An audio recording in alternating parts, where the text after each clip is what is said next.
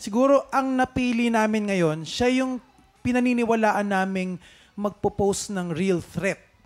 Kina LA, kay Baron, kay Trish, Julius at Gia. Siya yung tingin naming kakabahan o manginginig yung 5. Maraming salamat. Manginginig yung 5. Kilalanin na natin ang magpapanginig ng 5, ang kampiyon ngayon.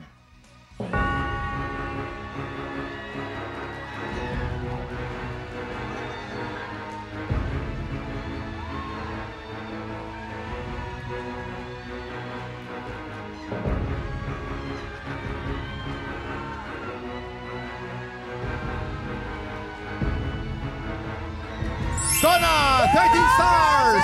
Ikaw pa rin ang kampiyon ngayon. Congratulations! Wow! Nako, Donna. Dahil dyan, meron ka ng 17,000 pesos!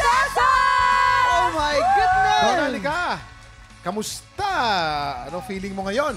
Isang panalo na lang ang kailangan mo para magkaroon ka ng pwesto sa Grand Finals. Pero para makuha ang iyong ika-8 panalo, kailangan ay mapagtagumpayan mo ang hamon ng kampiyon. Oo, Kuya Kim, bukas ay magbabalik sa tanghalan ng ating top 5 kampiyon na sina LA, Baron, Trish, Julius at Gia.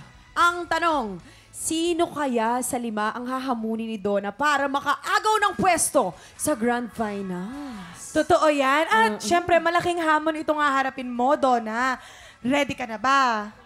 Ready na ako. Ayun! Ang tamang sagot. Tapang, no? Dapat ganun ka talaga katapang. Wala diba? pagdadalawang isip. Oo, meron ako. Curious lang ako, ha? Siyempre, nandito ang anak mo, na si Sabina. Anong aral ba yung gusto mong matutunan niya dito sa iyong TNK journey? Kasi ang haba nito at ang bigat din ito, di ba? Ano yung aral na yun for her? Ayan, dahil 9 years old pa lang siya, so mahaba-haba pa yung journey niya. Pero kung may pangarap ka, anak, wag kang matakot, wag kang susuko. Oo, go. At susupport lang ako sa'yo lagi.